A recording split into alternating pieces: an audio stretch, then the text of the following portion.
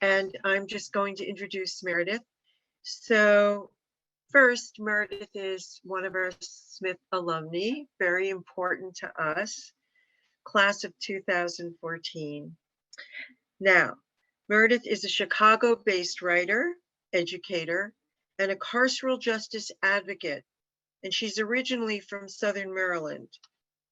She has her bachelor's from Smith, as I mentioned, and a master's from the University of Wisconsin in Madison, both in Africana Studies.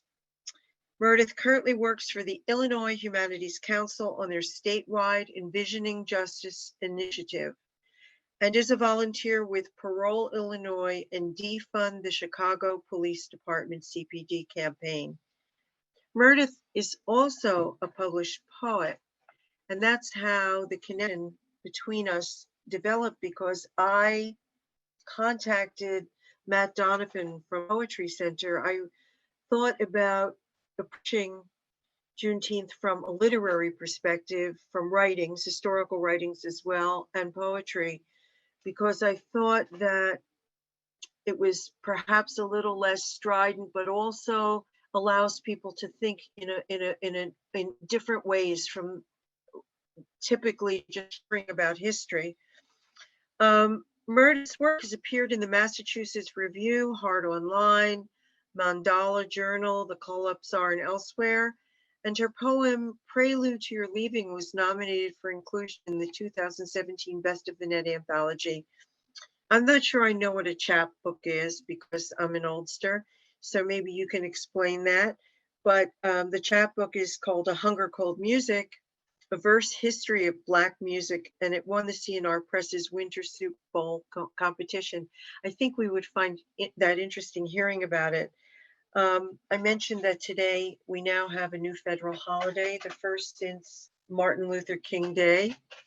That was 20 years ago, I think. So with that introduction, I would like to introduce Meredith. Meredith, I'm going to spotlight you if I can. So you will take definite center stage. There you go. So please take it away. Hi, it's so nice to be seeing all of you. Ellen requested that I show a video at the beginning to kind of explain what Juneteenth is and kind of the history of the holiday. So I'm going to go ahead and show that, and then I'll kind of jump in. So I'm gonna share my screen. Can y'all see that? Yep, okay. It's happening. Let me blow this up, okay. I mean, if we want to honor the end of slavery, then we should celebrate Juneteenth. Wait, that's what Juneteenth is? Juneteenth has only been recently recognized as an official holiday, but it's actually the longest-running African-American holiday celebrating the Emancipation Proclamation.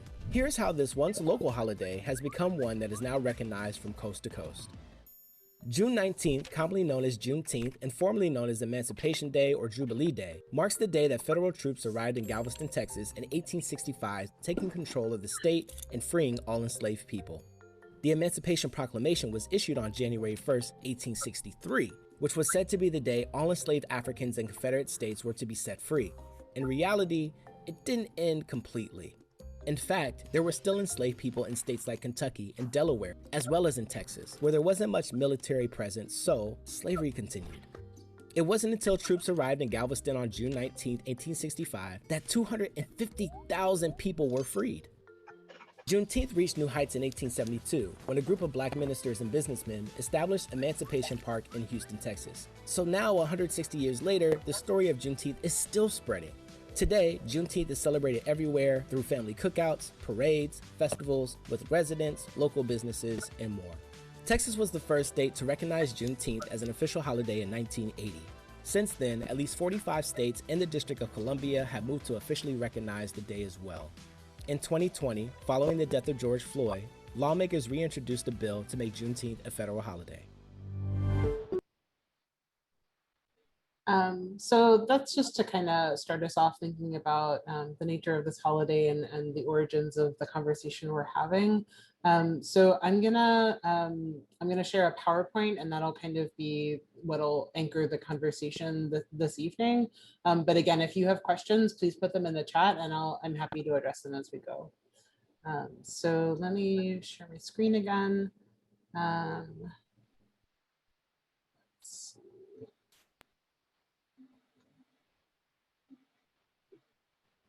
So first of all, welcome. Thank you all for joining us tonight, and I'm thinking about Juneteenth and the afterlives of slavery alongside the intricacies of the conversation around criminal justice reform in the US, and also how it's developed into what we know today. My name is Meredith Nnoka. As Ellen mentioned, I graduated from Smith in 2014. I studied Africana studies and also did the poetry concentration. So I was kind of all over the humanities. Also, thank you so much to the Smith College Club of New York for hosting this event and for inviting me to speak. And thank you all for being here. There are currently about 2.3 million people experiencing incarceration in American carceral facilities right now, many for many consecutive decades. Many among those are afraid they've been forgotten. So in this talk, I'll be centering the voices of currently and formerly incarcerated people through poetry that they've written. I'm gonna start with a poem by Etheridge Knight, and let me put his poem in the chat so that you can access it from your end too. Let's see. If you want to follow along, you're welcome to. You don't have to, but I think it would make it easier probably. So this is a recording that Etheridge Knight did himself. A little bit about Etheridge Knight. He was arrested and incarcerated for a robbery stemming from his heroin addiction, which he talks about in the poem. He's now considered really a seminal American poet after publishing several renowned collections about his life and his period of incarceration. So this poem is called The Idea of Ancestry. I started making up this poem when I was in solitary one time. After being called by a number for 5 years, 30,562, I was beginning to forget who I was. The idea of ancestry. Taped to the wall of my cell are 47 pictures, 47 black faces. My father, mother, grandmothers, one dead, grandfathers, both dead, brothers, sisters, uncles, aunts, cousins, first and second, nieces and nephews. They stare across the space at me, sprawling on my bunk. I know their dark eyes, they know mine. I know their style, they know mine. I am all of them, they are all of me. They are farmers, I am a thief. I am me, they are thee. I have at one time or another been in love with my mother, one grandmother, 2 sisters, 2 aunts, one went to the asylum, and 5 cousins. I am now in love with a 7-year-old niece. She sends me letters written in large block print, and her picture is the only one that smiles at me. I have the same name as one grandfather, 3 cousins, 3 nephews, and 1 uncle. The uncle disappeared when he was 15, just took off and caught a freight, they say. He's discussed each year when the family has a reunion. He causes uneasiness in the clan. He is an empty space. My father's mother, who is 93 and who keeps the family Bible with everybody's birth dates and death dates in it, always mentions him. There's no place in her Bible for whereabouts unknown. Each fall, the graves of my grandfathers call me. The brown hills and red gullies of Mississippi send out their electric messages, galvanizing my genes. Last year, like a Simon quitting the cold ocean, leaping and bucking up his birth stream, I hitchhiked my way from LA with 16 caps in my pocket and a monkey on my back. And I almost kicked it with the kinfolk. I walked barefooted in my grandmother's backyard. I smelled the old land and the woods. I sipped corn whiskey from fruit jars with the men. I flirted with the women. I had a ball till the caps ran out and my habit came down. That night, I looked at my grandmother and split. My guts were screaming for junk, but I was almost contented. I had almost caught up with me. The next day in Memphis, I cracked a crocus crib for a fix. This year, there is a gray stone wall damming my stream, and when the falling leaves stir my jeans, I pace my cell, a flop on my bunk, and stare at 47 black faces across the space. I am all of them, they are all of me. I am me, they are thee, and I have no suns to float in the space between. So that was Etheridge Knight. That was his poem, The Idea of Ancestry. So I want that to be sort of an invocation for the evening and thinking about how we can make sure that we're centering currently and formerly incarcerated people in our conversation at all times. I started making up So as I'm sharing my journey to this work, please feel free to respond to these check-in questions in the chat. So I kind of want to get a sense of what knowledge and questions you're bringing to the space, and also, you know, who's here. So what's one thing you know, and what's one question you have about criminal justice and/or mass incarceration? So if you want, you can put it in the chat, no pressure. So I came to carceral justice later in life, but my family became involved in the legal system when I was in high school. People come to this work for a variety of reasons, but a lot of those reasons often boil down to an experience with the criminal legal system that you don't want anyone else to go through. The year before I started at Smith, when I was 17, my mother was arrested by federal marshals at our home, where she was handcuffed and forced to spend the night in a DC jail. We were really lucky. We could pay the bail, and she was able to be released to my father's custody the next day. Statistically, we were also really lucky that my mother is my white parent, and my father, who's Black, wasn't the one who was arrested. My mother had no choice but to accept the plea bargain. So along with community service and 4 years of probation, she also had mandatory counseling, and all of that added up to what was ultimately a fairly minor sentence. But it meant that for 4 years, my parents' biggest fear was the random visits from my mother's probation officer, because one bad visit meant that my mom would end up in police custody again. Because she's a convicted felon, she wasn't able to vote until her state gave her permission. And for a long time, she had to inform her probation officer anytime she left the state. She no longer qualifies for most jobs and apartment rentals, and the list goes on. I saw my mother as a petite cancer survivor in her 50s with a debilitating mental illness and really no support for dealing with it. But the people who arrested my mother saw a criminal who might be dangerous, and that's all they cared about. The experience really devastated my family, and I was deeply ashamed of it for a long time, but I was also really never able to put it aside. And eventually I came to understand that what I needed was to do something if I wanted to protect other families from what had happened to mine. My family is a testament to how really any interaction with the criminal legal system, no matter how seemingly minor, can upend entire homes, communities, generations. After a very long road, I now work for the Illinois Humanities Council, as Ellen mentioned, which is in Chicago, where I'm based now. I work on their initiative focused on alternatives to mass incarceration, which is envisioning justice. I also volunteer with Parole Illinois, which is trying to reinstate the parole system in Illinois after over 40 years without one. I also volunteer with the Defund CBD campaign, which is trying to persuade Chicago's City Council to reallocate a portion of the Chicago Police Department's budget toward community-based initiatives that could ultimately, hopefully, prevent crime. So I'm gonna take us through this presentation. Again, I will be pausing from time to time for participatory reflection, and I encourage you to write in the chat because I would love to read out some of your responses and learn more about who's here. Thank you, Molly. She said that one thing she knows is that abolition is necessary for us to truly see the society we live in. one question she has, in my opinion, meaning what is the most effective way that we can organize to bring abolition about?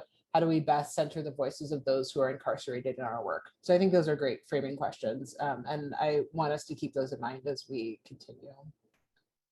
So I'm going to take us through some terms and definitions. And this is just to kind of make sure that we're all on the same page. So the first one is mass incarceration, which refers to the sharp increase in the US incarcerated population between the 1980s and the present.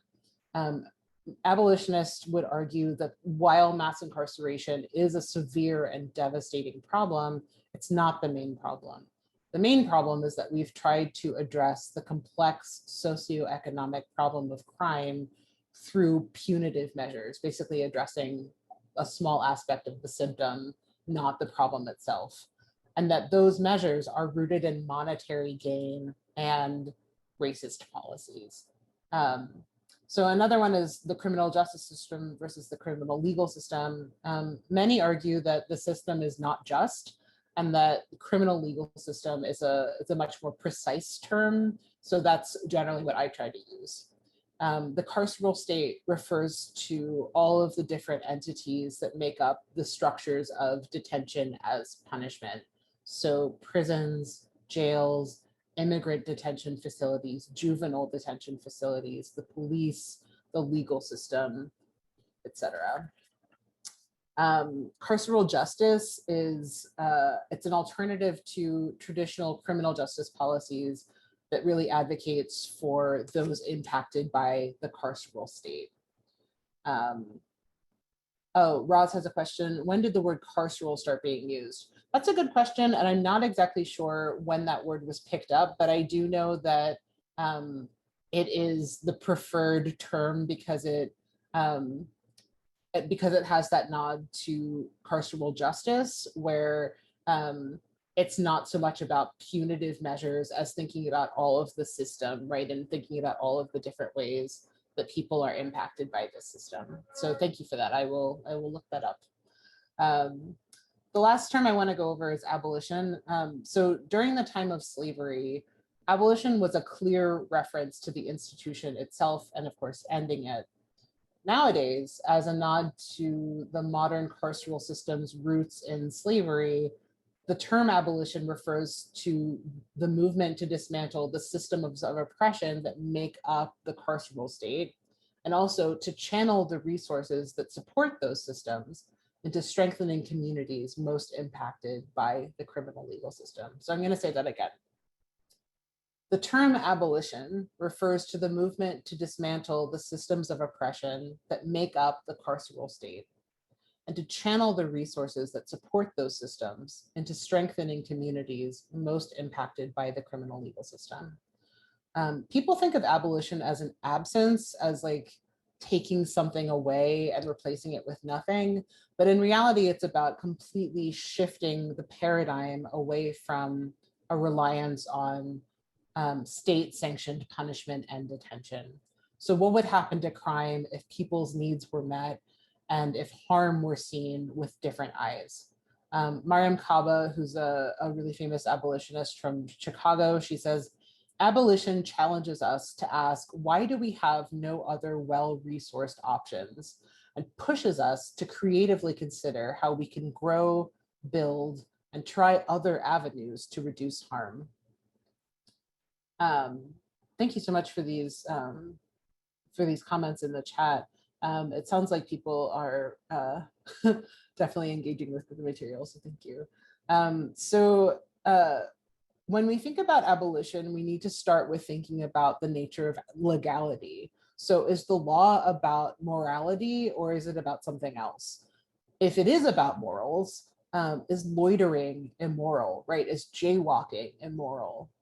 Mariam Kaba, again, she says, all that is criminalized isn't harmful and all harm isn't necessarily criminalized. Slavery was officially abolished with the ratification of the 13th Amendment in 1865. So here's the text of that amendment. It says, neither slavery nor involuntary servitude, except as a punishment for crime, whereof the party shall have been duly convicted, shall exist within the United States, or any place subject to their jurisdiction. So the 13th Amendment stipulates that involuntary servitude or slavery is illegal except as a punishment for a crime. And this loophole has continued to be the main way of exploiting free labor ever since. We'll talk about prison labor later, but keep in mind that the Constitution still technically allows involuntary servitude in one specific instance. So is it the involuntary servitude that's criminalized, or involuntary servitude that's not regulated by the state? So the Supreme Court formalized the structure of Jim Crow segregation through Plessy versus Ferguson in 1896, though we know that those laws began appearing immediately after slavery ended and Reconstruction began. This sort of had a twofold effect. So new offenses such as loitering and violating Jim Crow laws became selectively criminalized along racial lines, leading to a prison boom, which in turn created an exploitable and widely available workforce. Convict leasing, which is what this system was called, began as soon as slavery formally ended in 1865. Leasing convicts was considered legal because of the 13th Amendment loophole, whereas slavery had meant basic maintenance for property, meaning that if you owned a human being, you would contribute to their quote unquote upkeep as you would any piece of property. Prisoners that were leased for manual labor on private and sometimes state ventures, as you can see from the people building the railroad here, were able to be worked to death and easily replaced because there was an endless supply. This system was abolished in 1941 by FDR. The prison labor continues to this day. So Parchman Prison in Mississippi and Angola Prison in Louisiana are both working farms similar to plantations. Angola is built on the site of a former plantation. This is what it looked like in 2015.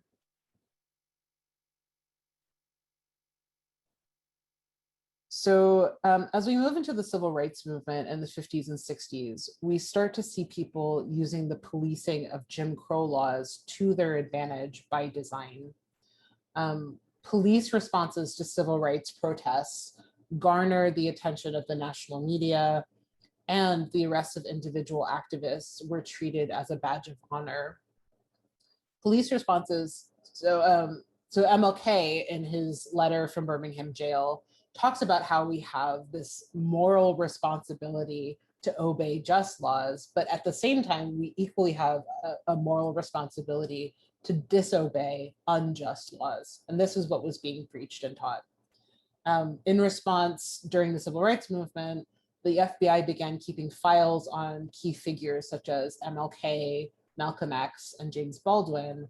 The operation was known as COINTELPRO, and it was meant for keeping track of, as they called them, radicals and subversives, so that they could figure out what was going on in, the underworld or whatever they thought it was, the underground. I'm gonna pause for a second and look at the chat. So yes, this is great. Yeah, these are very true. Thank you. COINTELPRO really accelerated when the Black Power movement began to take off in 1967, 1968, with the growing influence of the Black Panther Party for self-defense. So in 1969, J. Edgar Hoover, who was head of the FBI at the time, said that the Black Panther Party, quote, without question, represents the greatest threat to internal security of the country. From its inception, the Panthers were not that big. And they were primarily concerned with what they saw as America's failure to address the needs of Black communities and the government's choice to dedicate funds toward policing rather than social services. They believed in what they called policing the police and saw the police, and by extension, the carceral state, as a primary enemy to the well-being of Black communities. At the time, they were really painted as a violent gang, but their primary activities as an organization were things like free breakfast programs for kids living in poverty. They did clothing drives, they did free health clinics, including some of the most detailed research that we have on sickle cell anemia. The FBI's campaign worked to turn Panthers against each other through paranoia and suspicion, and then to criminalize involvement in the entire party. So Fred Hampton, who's pictured here, he was the chairman of the Black Panther Party in Chicago. In 1969, he was killed while asleep in his bed beside his pregnant girlfriend through a joint assassination by the Chicago Police Department and the FBI. He was 21. To this day, dozens of former Panthers remain in exile or in prison because of the FBI's concerted attacks on their ranks. So this is a poem by Assata Shakur, who's a former Panther who lives in Cuba in exile after a period of incarceration in the 70s. This is called Love. Love is contraband in hell, because love is an acid that eats away bars. But you, me, and tomorrow hold hands and make vows that struggle will multiply. The hacksaw has 2 blades. The shotgun has 2 barrels. We are pregnant with freedom. We are a conspiracy. So in June of 1971, a group of men incarcerated at Attica Correctional Facility in upstate New York formed the Attica Liberation Front faction, which a month later presented a list of demands to the commissioner of the Department of Corrections and also the governor of New York. In its finalized form, this was whittled down to a list of practical proposals. And those demands were things like better education programs and medical care, true religious freedom, better food. At that time, Attica spent 62 cents a day per prisoner on food. They also asked to be paid the minimum wage, and they asked for parole reforms, such as ending reincarceration for parole violations. That August, the incarcerated activist George Jackson was killed by guards at San Quentin, which launched a hunger strike at Attica in solidarity. They also had a sit-in in the hospital ward of the prison to draw attention to the substandard medical care that they were receiving. Following an altercation between prisoners and guards, an uprising began with more than 1,200 prisoners taking over a single cell block. 42 guards and civilian staff members were taken hostage. Because of this, negotiators were sent in, and they responded with a counteroffer that upheld some of the practical proposals and dismissed others, which in turn stalled negotiations. So after 4 days of this, the governor ordered National Guard troops and police from neighboring departments to take back the prison. Because the prisoners were unarmed, the prison was subdued within hours. Hundreds of prisoners were shot, 30 prisoners and 9 hostages were killed. At the time, police initially reported to the media that the prisoners had cut the hostages' throats, but the autopsies of all 39 people later revealed that all of them had died of gunshot wounds. Attica was really the first uprising of its kind that involved mass participation and cooperation between prisoners. It really became a rallying cry against the injustices of state-sponsored violence within the carceral state. And it's considered the starting point of the modern movement for abolition. So here's a quote from their list of demands, which really resonates with a lot of the modern demands for abolition. The program which we are submitted to under the facade of rehabilitation is relative to the ancient stupidity of pouring water on a drowning man, inasmuch as we are treated for our hostilities by our program administrators with their hostility as medication. So Richard Nixon coined the term war on drugs in the 70s, but Ronald Reagan made the war literal through the Anti-Drug Abuse Act of 1986, which directed $1.7 billion toward a drug war. The bill created mandatory minimum sentences for drug offenses and also enacted a zero tolerance policy for drug-related crime.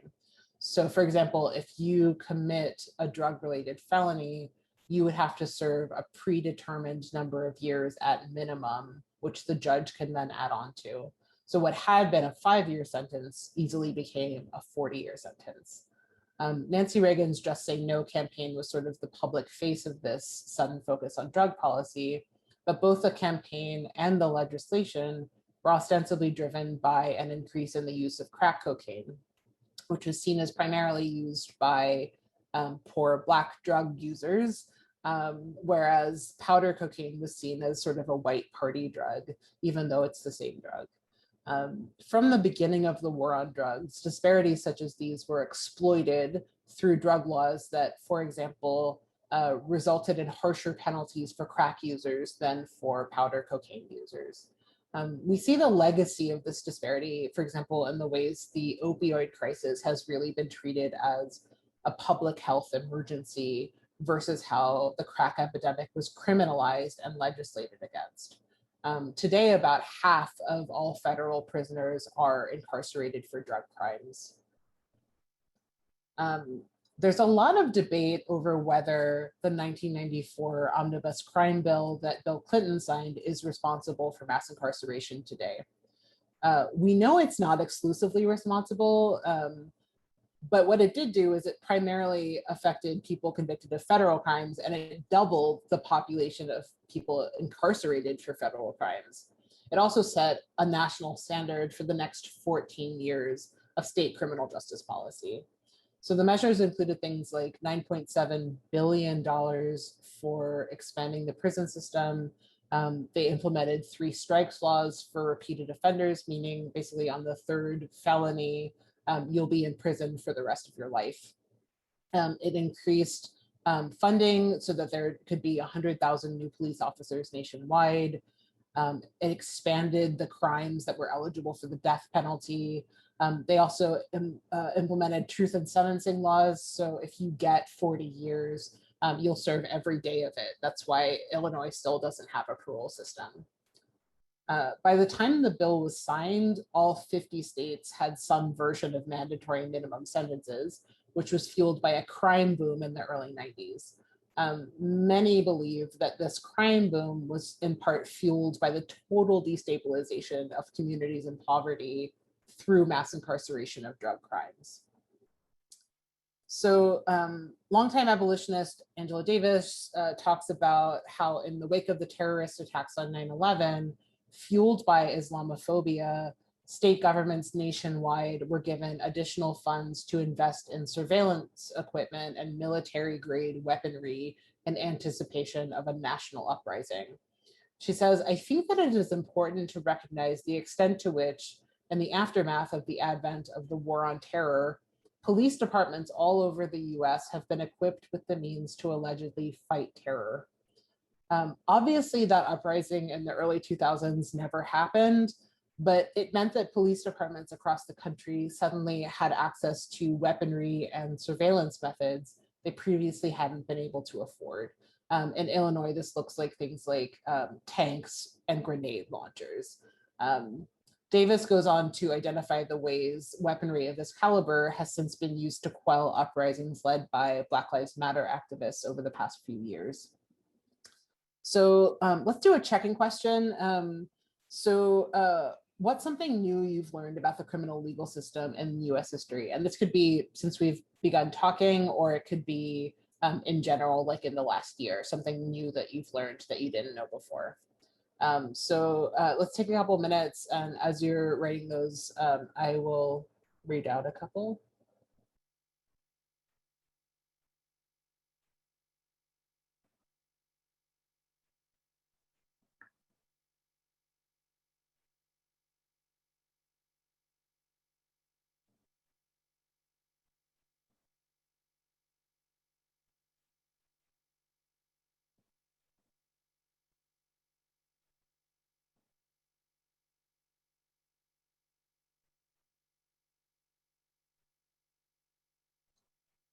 So let's see.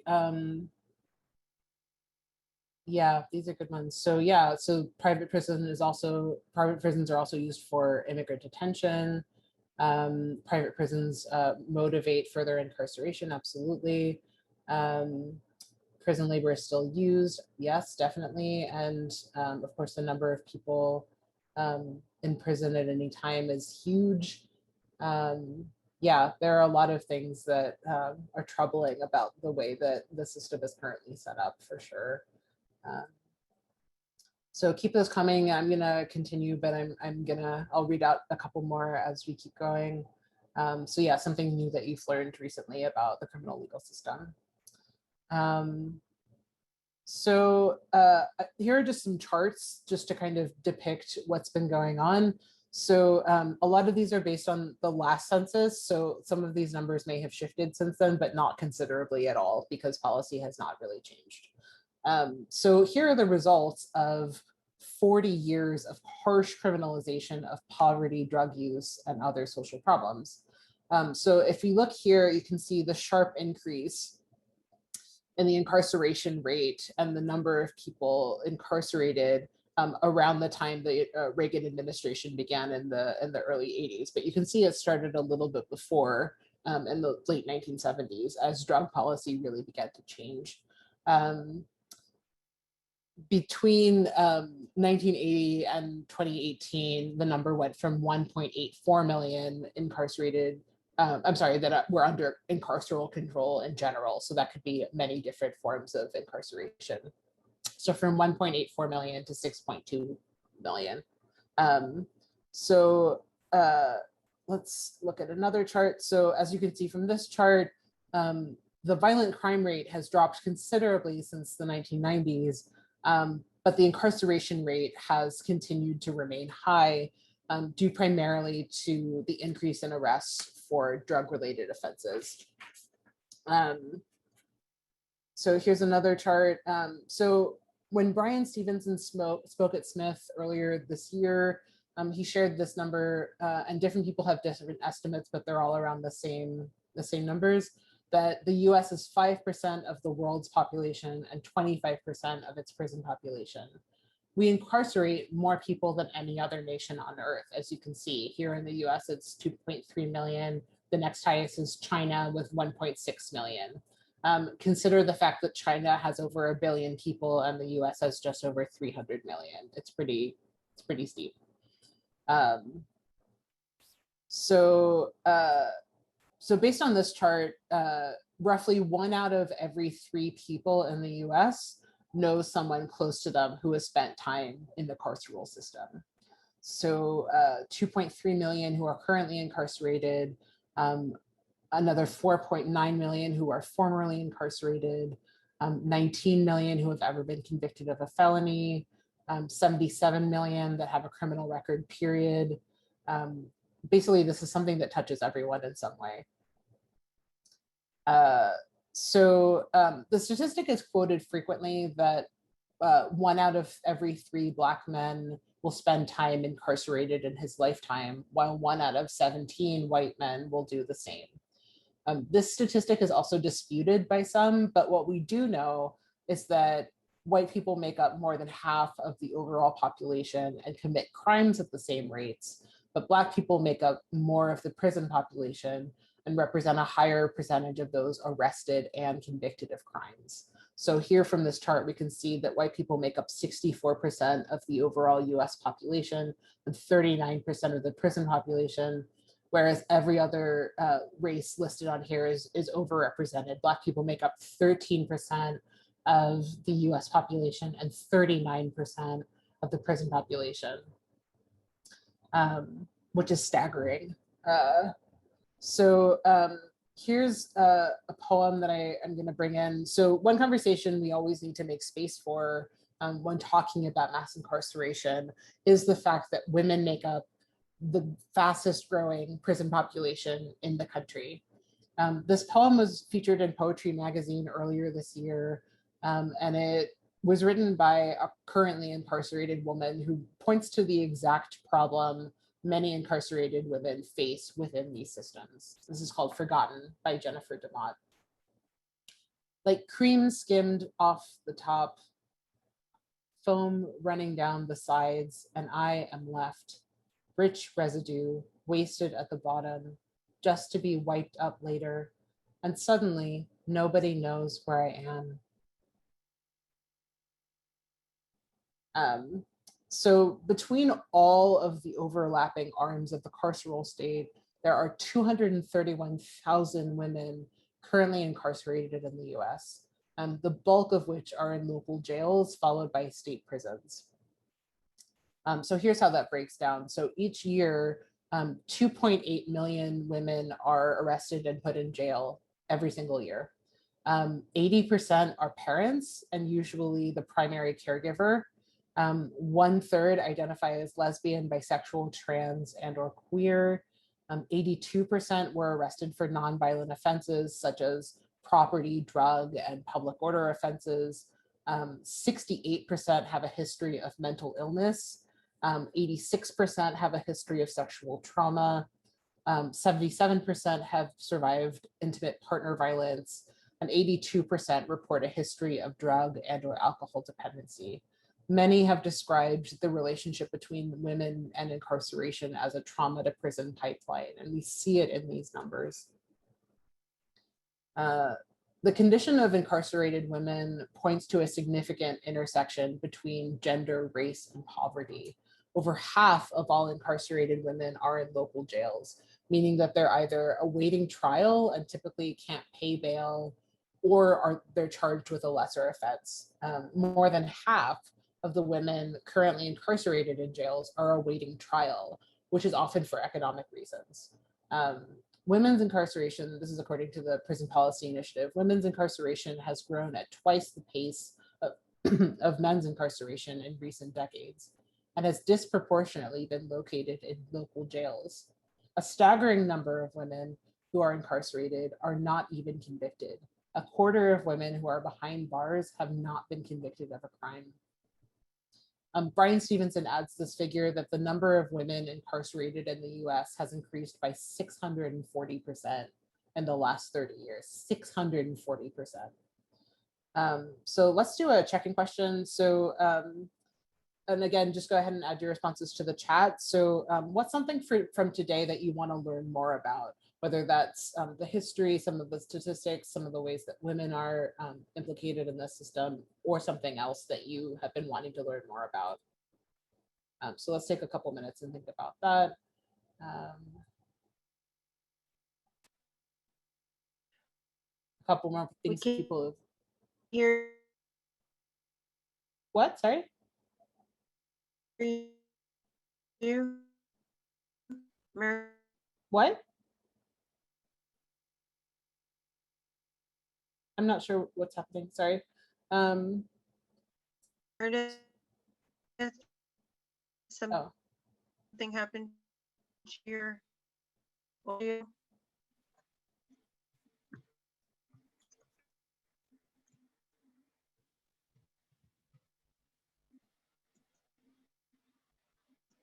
okay. Okay. Well, if you can't hear me, just let me know.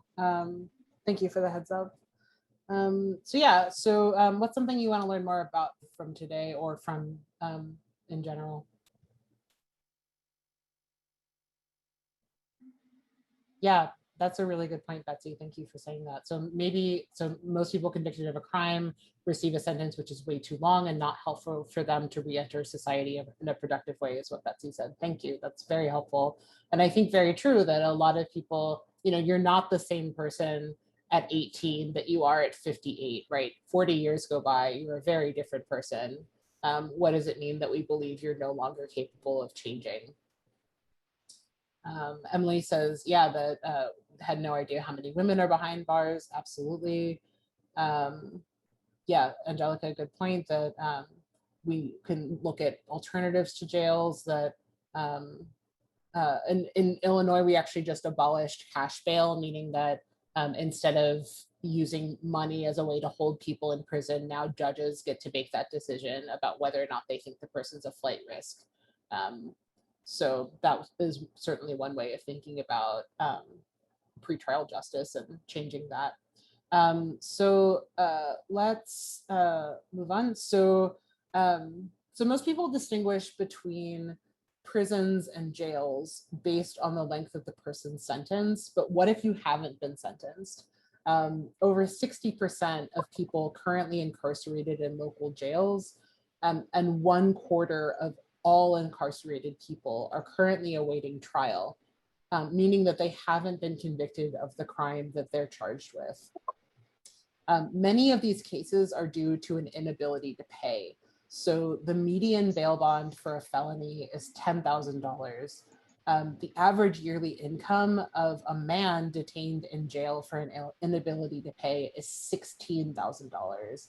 For a woman, it's $11,000. So if you're suddenly asked to pay $10,000 and that's your entire income, it's impossible to get out of jail. This time that you spend in pretrial detention, does someone hear a phone? Welcome to Zoom. Enter your meeting ID followed by pound. It sounds like someone is on the phone. So this time that you spend in pretrial detention, often for years at a time, doesn't count toward any sentence that you might receive. And if you Enter your don't get participant ID followed by pound. Otherwise, just sorry, is someone, can everyone you just are quickly in the meeting mute? now. There are more than 20 participants in the meeting. This meeting is recorded. This meeting. Sorry, I can't, yeah, sorry. Anyway, so if you spend time in pretrial detention, it doesn't count toward your sentence. So if you don't get sentenced, that's still time away from your bills and your job. So if you get fired during the 3 years you might be detained, that means that that affects your ability to pay for a legal defense and also to support yourself if and when you get out. Many cities and towns also charge fees for occupying a jail or prison cell, so you often leave in debt. This is a photograph of Khalif Browder, as someone mentioned earlier in the chat. When Khalif Browder was 16 years old, he was arrested for a crime he did not commit, which was stealing a backpack. Police were unable to locate the backpack because he didn't have it, and Khalif decided not to take the plea bargain that was offered, which required prison time because he hadn't committed the crime. Because he could not pay the $3,000 bail, Khalif was forced to spend 3 years in pretrial detention at Rikers Island awaiting trial, 2 of which were spent in solitary confinement. And again, he was a teenager at an adult men's prison. All of the charges were eventually dropped, but 2 years after he was released, he was still so traumatized by his experience at Rikers that he committed suicide. The only thing that's truly unique about Khalif Browder's case is that he didn't accept the plea bargain. Otherwise, this happens literally every day. According to the Bureau of Justice Statistics, between 90 and 95% of cases involving a plea bargain option are resolved this way, ultimately irrespective of the person's guilt, because it's the easier option than mounting a legal defense. So this is a video that The Root produced about the school to prison pipeline. So I'm just going to take a break from talking, but I think this is a useful way of thinking about other ways that people get brought into the system. What would you do if your child was placed in handcuffs for crying at school? Well, this was a reality for a 7-year-old black boy in Missouri, and it isn't rare for black and brown kids across the country. Whether it's getting arrested for talking back or doodling on a desk, in-school policing is harming students by taking them out of school and helping funnel them into prisons. It's called the school to prison pipeline. We're talking about a structure of codes and punishments that criminalizes kids as early as preschool and increases their chances of ending up in the criminal justice system. 99% of New York City school children who were handcuffed in 2016 were Black or Latinx. This happens when school resource officers are called into classrooms to discipline students, sometimes for something as small as violating a dress code or grabbing candy from a teacher's desk. If the offense doesn't lead to an arrest, Black and brown students are still subject to harsher punishments than white students. Black students are 4 times more likely to be suspended than their white peers. Sometimes students are kicked out of school for basically just being Black. Like in cases across the country where Black girls were suspended for rocking braids or an afro. So, where do students go after they've been kicked out of school? Research shows they're 3 times more likely to end up in the juvenile justice system within a year. This is all part of an endless cycle. Once kids touch the juvenile justice system, they're 67% more likely to end up in jail again before they're 25. So, what lessons are schools and police really teaching our kids here? How can kids excel in school if they're always being kicked out of them? What would you do? So I'm going to take a pause and just look at the chat for a second. So yes, absolutely. What if prison was one more like college? Yeah, absolutely. I mean, hopefully you wouldn't have to pay as much to be in prison as you do in college, but yeah, I mean, what if it were based in learning, right? Like what if we were actually helping people? Another thing to think about though is, will prison as it exists ever be able to function that way, right? What would it mean if we had to change prison? Would it actually fix anything? One thing that comes up a lot in thinking about this is the prison industrial complex. So Angela Davis, she says, the exploitation of prison labor by corporations is one aspect among an array of relationships linking corporations, government, correctional communities, and media. These relationships constitute what we now call a prison industrial complex. This term, the prison industrial complex, really sprung up from the concept of the military industrial complex, but it refers to all of the different financial stakeholders that benefit from industries around prisons. So there are currently 3 primary systems that generate profits within the prison industrial complex, but this is not an exhaustive list by any means. The first is prison labor. So thinking about who's actually making your things, right? It's a lot of times it's prisoners. Many prisoners are required to work and are on average paid between 33 cents and $1.41 an hour for a full day's work. And jobs in state-owned industries are actually paid better than non-industry jobs within the prison. A limited number of prisoners also work on contract with private companies that rely on prison labor for production. Programs through state and federal governments encourage labor, ostensibly so people can get work experience while behind bars, but they're often still barred from similar jobs on the outside due to their criminal history, as evidenced by this article that I have a snippet of here. There's also no way of knowing how many incarcerated laborers work for private companies because they're not listed as employees. Another way is private prisons. There aren't actually as many private prisons as you'd think. They're roughly 9% of all prison cells, but state governments' continued reliance on them means that they continue to be profitable. And if the state, as someone mentioned earlier in the chat, if the state is unable to provide enough people to fill private prison cells, the state has to compensate the company, which disincentivizes lowering the incarceration rate. Another way is through prison suppliers and builders. So food, building supplies, commissary supplies, linens, all other products available in prisons come from suppliers, usually with government contracts. There's a whole industry around providing supplies to prisons and or building them. So the last phenomenon that I want to mention is the new Jim Crow, which was an idea that was developed by Michelle Alexander, who's pictured here, in her book by the same name. She outlines the ways in which people with felony convictions and or prison records are denied basic rights based on their legal status, including limited access to employment based on criminal history, loss of voting rights, loss of access to funding for school, also acceptance to schools. She writes, the whites only signs may be gone, but new signs have gone up. Notices placed in job applications, rental agreements, loan applications, forms for welfare benefits, school applications, and petitions for licenses, informing the general public that felons are not wanted here. A criminal record today authorizes precisely the forms of discrimination that we supposedly left behind.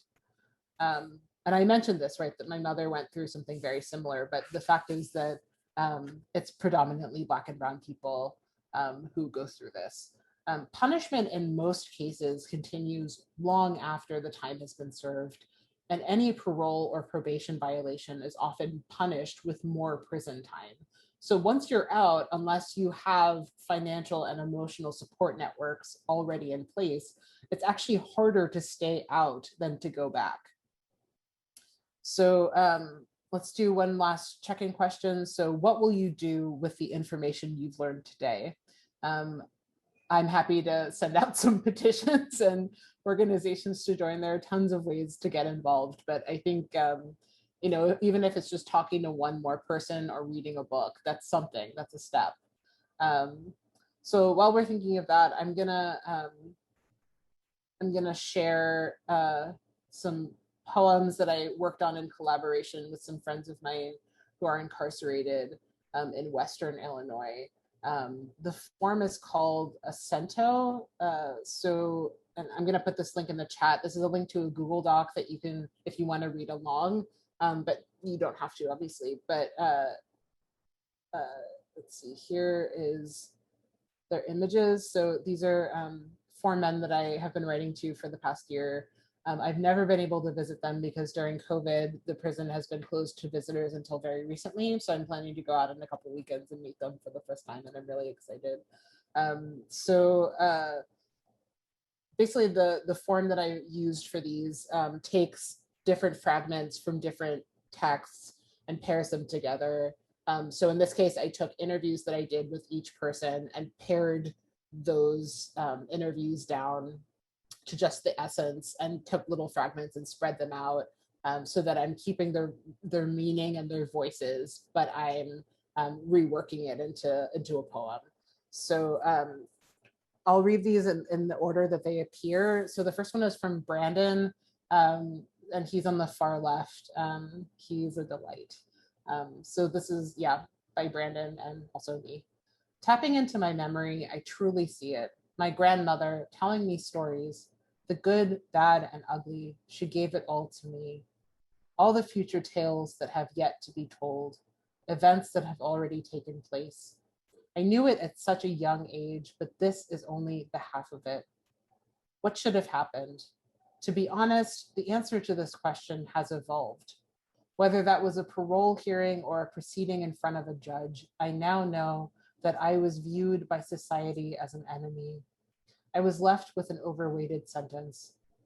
There will always be an irreversible disease, racism on an institutional level, but there must be an awakening that the greater good trumps the individual, like the story of El Dorado, a place that was said to possess gold and riches, but was never found.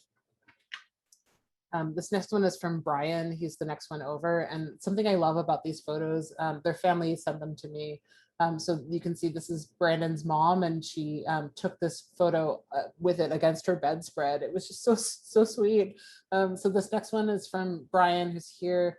And this is a picture you can see. This is his sister and her steering wheel. She took this in the car. So I thought that was really sweet. So this is from Brian. I have many stories of me suffering. Right now I'm suffering from not being there. Things that will cross my path and push me to that light, which is the people I love. I was born with 2 strikes against me. I realize that from the inside looking out. Every day there's a knee on our neck and nobody sees it. The only ones who know it are the ones we tell. That's just from the history of my people. Your Honor, I've been through a whole lot in the right and wrong direction. Most of it was wrong, but to survive to see the next day, for me wanting to live, I can't be sorry. There's too much pain in this world. Crabs in a bucket. We should not be separated. Everyone is on the same level. This next one is by Sincere, who's this person in the center here. He's kind of a philosopher poet. So this is, our collaboration. I was surrounded by darkness in which I suffered many losses. Some overcame the darkness by not drowning. I was alive, I just needed to live. Yes, I triumphed, I overcame. My story is not new. It will not be the last. For the moment, it is needed. You can tell the condition of a society by looking at the condition of its people. I had vowed to never allow anybody to disrespect me through racism. I vowed not to sit around and allow it to happen to others. That mentality was bred within the pain that I felt, the pain that my father felt. The pain will fuel you, but it will haunt you as well. In this darkness, we need to hear of shining light and victories. Mass incarceration ends when society wants it to end. I, my, mine cannot exist. Once we begin to empathize, we begin to open ourselves up to love what allows us to be free. And this last one is from Omar, who's the one on the far right. I think of the times I was rejected because I was too dark, of the times I was hunted for sport, the countless times I suffered racist assaults and indignities. The anger and fear that I felt drove me into hatred, mainly of myself. I resented God's choice to make me. The hatred in me needed an external target. It became too heavy for me to hold, so I gave it back. I only hated myself more for what I had become, less human. I saw as the truth the face of that racist lie in mirrors looking back at me. I'm learning to forgive completely. I'm learning to love perfectly. The question is, did the system punish me justly? I'm left in here to suffer until I die. The state intends only to warehouse me in a cell until I'm ready for a box. But that is not a concern of the state. In the state's own words, to call the defendant an animal would be an insult to all subhuman species, complete dehumanization, the kind that only hate could muster. So those are 4 people that I care about deeply who helped write these poems. I want to just conclude by saying abolition then and now has consistently been about tearing down and dismantling an oppressive system that's integral to the US economy and completely shifting the paradigm away from those structures to build a society of true equals. Mass incarceration is harmful. 1 out of every 3 people in the US is directly connected to it in some way. And that third of the US is disproportionately people of color and or people living in poverty. Abolition seeks to change the way we think about harm and what to do when it inevitably happens. A world without harm is not possible, but what is possible is a world where we strive to meet basic human needs so that harm is not combated with further harm. To bring in the words of Mariam Kaba once more, abolition challenges us to ask, why do we have no other well-resourced options?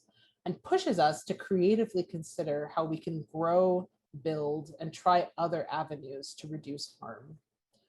Thank you.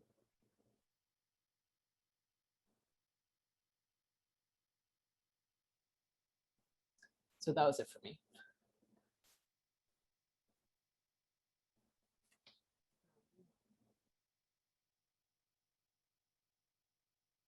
So Meredith, you're gonna continue to look at the chat, right, and raise some of these issues? Excellent, thank you. Yeah, so in the chat, so one person said, I'd like to do some more reading on female prison populations, absolutely. And there are a lot of interesting books about this idea of the overlap between trauma and women's involvement in prisons. So yeah, there's a lot of resources out there. Voting for the new mayor of New York next week, absolutely. Thinking about ways that we can participate in the electoral process, absolutely. Do what I can do at the earliest point in kids' lives, yes. Thinking about what to do when kids need our support and don't necessarily have it. How can that be used toward diverting kids away from prison? Fighting housing segregation, absolutely. Decoupling the carceral system from economic incentives, yes. So the prison industrial complex, right? So thinking about how we can move away from from imprisoning children, and also depending on carceral systems to deal with social problems. I'm thinking about immigration. I'm thinking about the ways that mental illness is often treated through carceral means. Are there other questions that people wanted to ask in our remaining time? And you can just shout them out, or you can put them in the chat.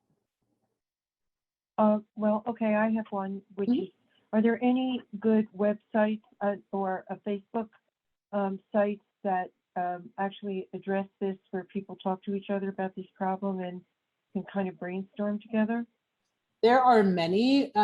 One place I would start, and I can put this in the chat, so the Equal Justice Initiative, which is run by Brian Stevenson, does a lot of really good work around education and trying to make sure that people understand like the history of mass incarceration and ways that, here, it's in the chat, ways that people can participate. They just opened a couple museums. There's the National Lynching Memorial, and they've done a lot of work with commemorating victims of racial violence and racial terrorism. Yes, thank you, Roz. Yeah, so I haven't been to the museum, but I'm glad that you've been there, and it sounds amazing. I'm very anxious to go. Yeah, so that's one place. Another place, if you're interested more in youth, is Mariam Kaba's organization, Project Nia, which is here. They do a lot of work around youth and thinking about youth detention and ways of moving past that. In terms of Facebook communities, one place I would start would be any of like the local organizations that are happening around New York. I'm not as familiar with New York, so I don't know where to direct you necessarily there, but at least in Chicago, there are a lot of local organizations that focus on specific issues. So for example, there's like the Final Five campaign that does work around closing juvenile detention facilities in the last few in Illinois. Youth detention in Illinois has really dropped. So it's kind of weird that they spend the same amount of money as they did 10 years ago. So things like that, thinking about a specific issue and what your entry point is a good way to get started. Other questions?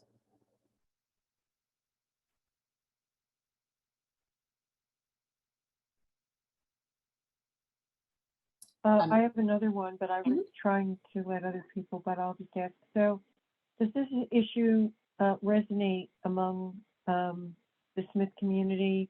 I'm not sure that it did when you were a student, but do you know that it's been picked up in any way? Does the curriculum reflect any of this?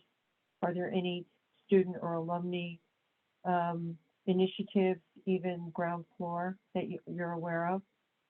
And maybe somebody else on the call knows. Yeah, I'm not sure, because I've been a little bit disconnected from Smith since I graduated, but there might be someone else who knows better. I know that, for example, Brian Stevenson spoke at Smith earlier this year, so there is plenty of interest on campus, but I'm not sure like in the alum community what that looks like. Thank you also, Angelica, for adding that link. That looks very helpful.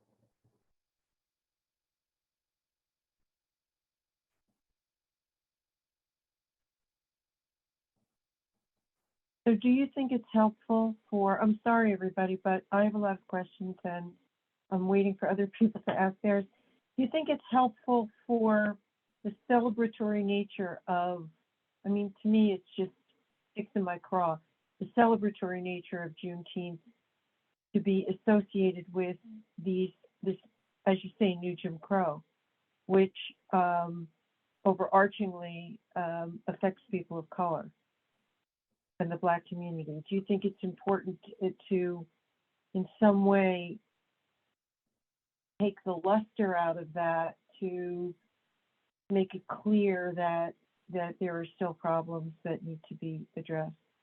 Or do you think it should be in some other format? I mean, so when Juneteenth, as was mentioned at the beginning, when Juneteenth first started as a holiday, it was called Jubilee Day, right? It was seen as this beautiful day of celebration because finally the last people who were enslaved in the United States were free. And that was a very long process because it started in 1863 when Lincoln tried to disempower the South by, removing its entire labor force through the Emancipation Proclamation. The problem with that is that most of the South had already seceded, so they didn't care what Lincoln said, right? They didn't care. He wasn't technically their president in their mind. So that had limited effect, and that's why Texas was able to get away with that for so long. But after that 2-year process had ended, what people soon found was that the infrastructure was not in place to support all of the people who were coming out of slavery. So that meant that millions of people who had by law been prevented from learning how to read, people who had never gained any personal assets, had no education by design, did not own any property, barely had anything but the clothes on their backs, were suddenly, quote unquote, free and told, go forth and prosper, this world is yours. We now know that that's completely irresponsible, right? That's completely unreasonable to expect anyone to start from the ground up when they have absolutely no support in place to help them. But I think what that told people quite early on through Reconstruction and onward was that if people were going to make it, they were going to need to do it by other means than support through the US government.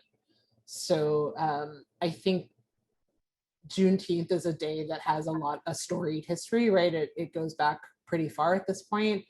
But I think even from within the first 10 years of celebrating it, people were very realistic about the predicament that they were in. People were still hopeful. And I think that hope really continued until the 70s, but I think the 1970s, but I think at the same time, it has always been kind of tarnished by this fact that the promise of Juneteenth, the promise that everyone would be free, has never been fully realized. Brian Stevenson talks about this a lot on the website, actually, so I hope you find this, but he talks about how after apartheid ended, after the Rwandan genocide, after the Holocaust, right, all these national moments of horror, countries came together and said, okay, we have to have a conversation about what we need to do to make sure this never happens again. And the US never did that. We never sat down with slavery and said, okay, how can we make sure that these people are on their way, right? We never had a moment where we said, how do we make sure this never happens again? Instead, what we did was pretend that it had never really happened and continued on our merry way, expecting that people would catch up, and they didn't. So some did, of course, but most people didn't. And so what I think would be helpful with Juneteenth is to use that as a day where every year we have that conversation and we say, where did we go wrong and how do we make sure that never happens again? So that's kind of how I see Juneteenth, as a moment to really reflect and to think about our place in history and how we can grow from that and learn from that.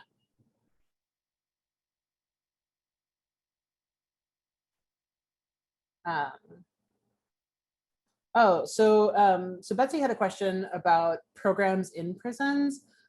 So I have also, I work for a humanities organization. So I work with a lot of organizations that do work in prisons around education, the arts, things like that. One program that I'm really fond of is called Shakespeare Corrected, and it's based at a women's prison in Decatur, Illinois.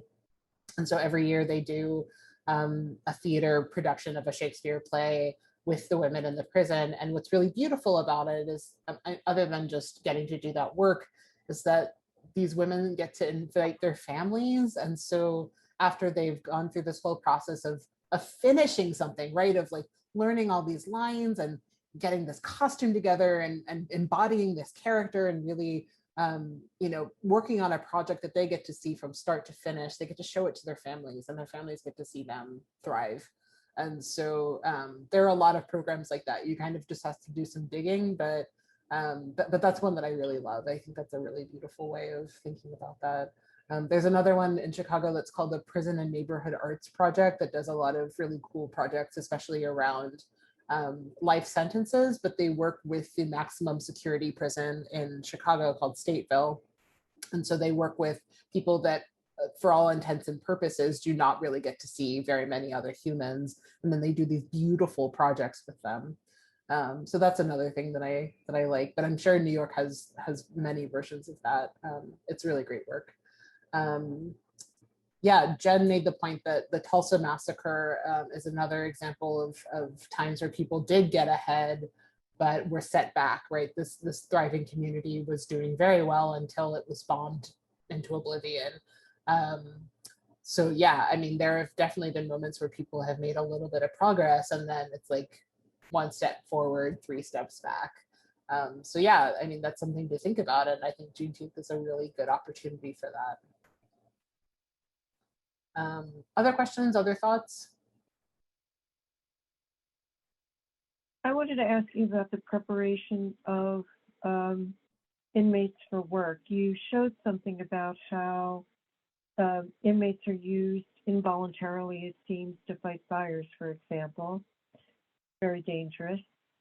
And then when they get out, those skills that they've learned are completely useless because they can't be hired. So they're not, but on the other hand, we hear about work training that goes on. Somebody is in a formal work training while they're incarcerated.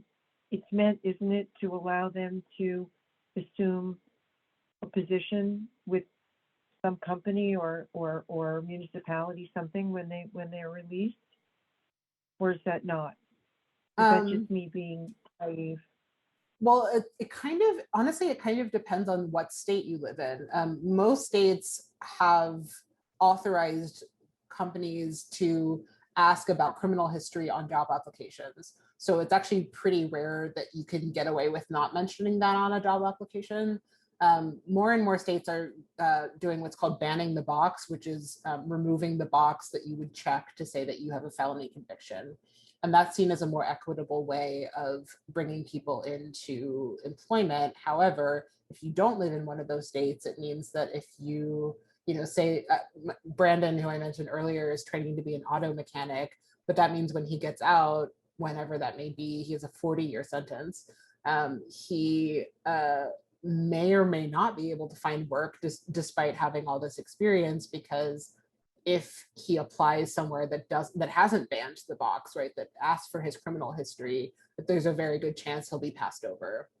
And that's pretty common. That's much more common than being able to apply for a job with a criminal conviction. My mom definitely ran into that a lot, and many people do. I mean, even people who haven't served jail time but have a felony conviction can often be barred from working. So it's not just about incarceration a lot of the time. But yeah, I mean, I think the goal of giving people work experience is ultimately laudable, but it's not necessarily taking into consideration what happens on the other end when they get out.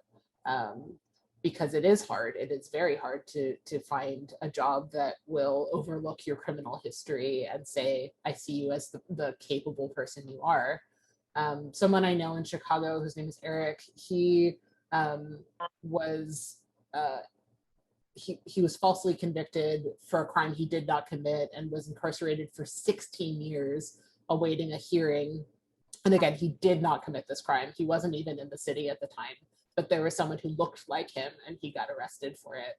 And so during that time, he got I think some kind of certification in being a paralegal. And so now he's able to work as a paralegal, but that's because he works in a field that values his experience as a formerly incarcerated person. And that's what they wanted from him. So he's, a rare example, but usually it's much harder, right? Usually people don't value that about you. They look at that with suspicion. So yeah, I mean, it's complicated, but it's kind of the reality. And if your experience is actually while you were incarcerated, there's no way to hide that. Mm-hmm. Exactly. Right? Exactly. I mean, yeah, and a lot of people, Betsy just had a question. Are there some countries that have much better system for people? There are, so it's complicated because I think in other countries, for example, like Denmark and Sweden and a lot of like the Nordic countries are often cited as places that have very low crime rates and quote unquote like better prisons. And they're often looked to as models for how we could fix prisons here. The problem as I see it, this is just like the world according to Meredith, is that our system takes into account different things than their system does. So for example, like our system has a clause that says, right, like you can be incarcerated and forced to work, right? We have a very different legal structure with a very different history than a lot of those places. So it would be very hard to see, yeah, Portugal has decriminalized drug use, as Angelica pointed out, that's a very good example. There are a lot of places, for example, in Sweden, you live in what basically is like a dorm room, you wear your own clothes, you get to leave your cell pretty regularly. It's more about detention than punishment. And that's definitely one way of doing it, but it also relies on the fact that like Sweden has a monoculture and it isn't really worried about the racial justice dynamics in the same way that we are.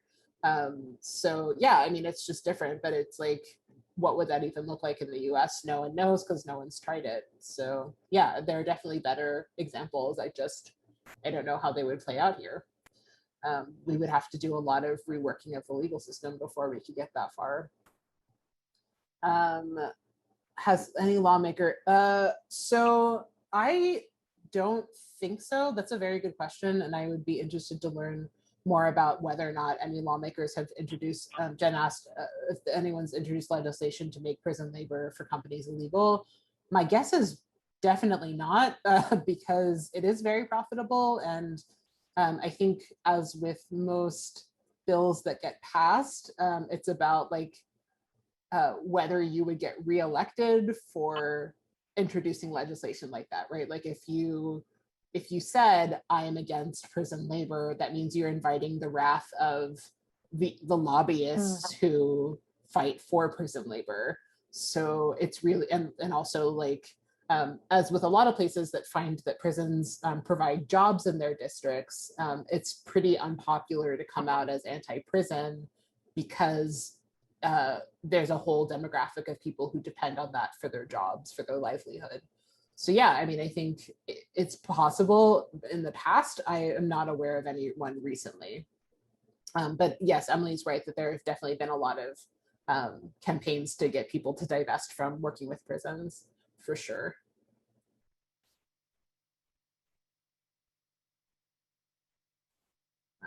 Well, we're almost at the end time. That sounds really dire, but I mean, at the end of our session here, our event, sorry about that. Anybody want to make a comment? It would be very appreciated. If there are any more questions as well, I always ask that at the end before we decide to say good evening. Good evening.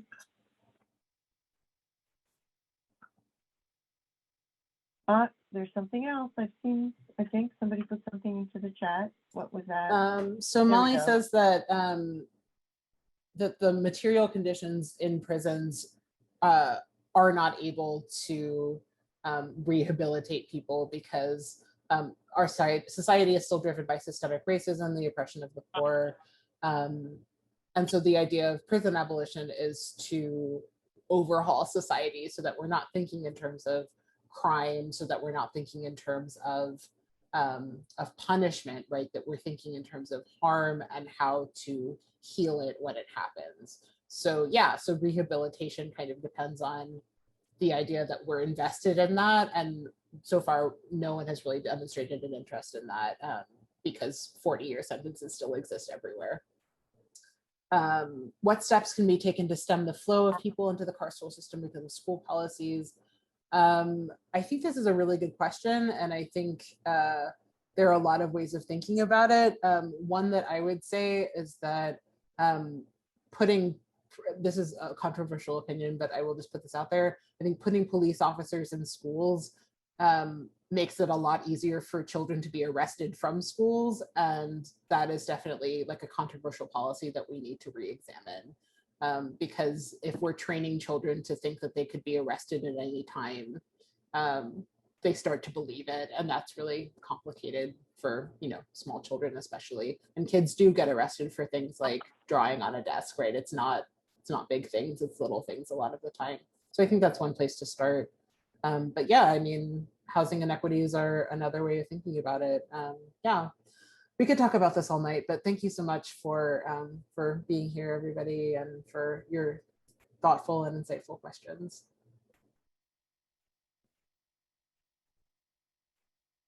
The chat out, or at least the references and citations. I'd like to say in close that it's a big global problem in this country, but at least by calling it out and beginning to dissect it and calling it for what it is and trying to deal with segments of the problem, I think it's a start. I don't know what you would say about that, Meredith. I mean, your life work right now is dedicated to that, to facing it. So do you want to say anything about that before we say goodbye? Because they said it's such a big problem, the racism, but we all know that, but at least we're facing that. That's what I see. I would say pick the aspect of the problem that most interests you and most draws you in and focus on that, because otherwise it feels too big to take on. So if that's working with women, if that's thinking about youth, go for it, because otherwise it is huge. So this was really eye-opening and important. The poems were really very interesting. You know, hearing poetry, looking at poetry, you have to reread it and think about it usually. It's not always on the surface, but it was a very novel way to get at this as well. I want to thank you very much for coming to see us and for helping us with this. I hope you'll come back. I hope this is only a first conversation. For everybody else, I want to say thank you for coming. But we're rounding this year and we're all starting to come out into the sunshine and to resume our lives.